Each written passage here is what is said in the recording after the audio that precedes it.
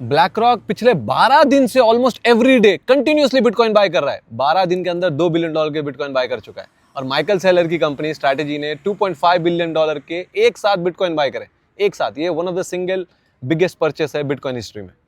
Black rock को joke में मत लेना, ब्लैक रॉक दुनिया की सबसे बड़ी एसेट मैनेजमेंट कंपनी है। $13 ट्रिलियन का मार्केट कैप है। और इनका अगर गोल्ड ईटीएफ और बिटकॉइन ईटीएफ को कंपेयर करोगे ना, तो ब्लैक रॉक के गोल्ड ईटीएफ को $73 बिलियन पहुंचने के लिए 21 साल लग गए थे, और ब्लैक रॉक के बिटकॉइन को ईटीएफ को $63 बिलियन पहुंचने के लिए सिर्फ 15 महीने। तो सारा गोल्ड से पैसा बिटकॉइन में फ्लो हो रहा है। जब बिटकॉइन 1,12,20,000 के आसपास था ना, तो ब्लैक रॉक का जो bitcoin ETF became the fastest ever to hit $80 billion in the history of ETF. In the history of ETF बोल रहा हूँ मैं, पूरी दुनिया के। तो आज ब्लैक रॉक के पास 8,10,000 के आसपास बिटकॉइन है, और माइकल सेलर की स्ट्रैटेजी के पास 8,15,000। और सिर्फ ये दो कंपनी नहीं है, जापान की मेटा प्लैनेट भी उन्होंने 2026 के जो फर्स्ट हाफ है उसमें $400 मिलियन के बिटकॉइन बाय करे।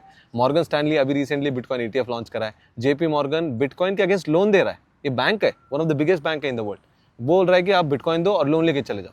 और ये वही लोग हैं जो बार बार बिटकॉइन को पास्ट में फ्रॉड बोला करते थे, सारे के सारे लोग। आप जाके चेक कर सकते हो, माइकल सेलर ले लो, लैरी फिंक ले लो जो ब्लैक रॉक के सीईओ हैं, जेपी मॉर्गन ले लो, और आज वो ऐसे बिटकॉइन को बाय कर रहे हैं as if there is no tomorrow. ठीक है, ऐसी बात हो गई कि हेटर बिकेम द फैंस बोलते हैं ना, वैसी बात हो गई। और इन सब में एक ही सिंपल कॉमन रूल है, मैं आपको बता देता हूँ। They buy when there is blood on the street, they buy when everybody is selling, they buy when there is a fear in the market. वो ऐसे नहीं करते जब सब बाय कर रहे हैं आप बाय करेंगे, नहीं।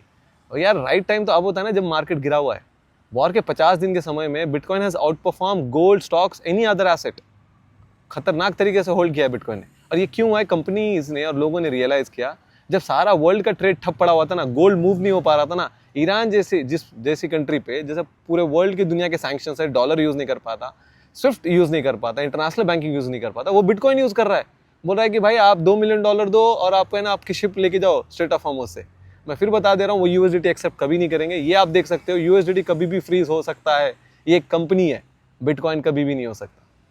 और कभी आपने ये चीज सोची है कि ट्रम्प स्ट्रेट ऑफ हॉर्मुज को ब्लॉकेड कर सकता है, सैंक्शन लगा सकता है, टैरिफ लगा सकता है, सब कुछ कर सकता है। क्या वो बिटकॉइन की पेमेंट रोक सकता है? क्या बिटकॉइन को ब्लॉकेड लगा सकता है? क्योंकि अगर वो लगा दे तो ईरान तो खत्म है, कर देना चाहिए था। सोचो, लॉन्ग टर्म में सोचो। शेयर जरूर करना जो बिटकॉइन पे अभी भी डाउटफुल है। अगर नहीं समझ आए तो पोगो चैनल आपका वेट कर रहा है। जय हिंद।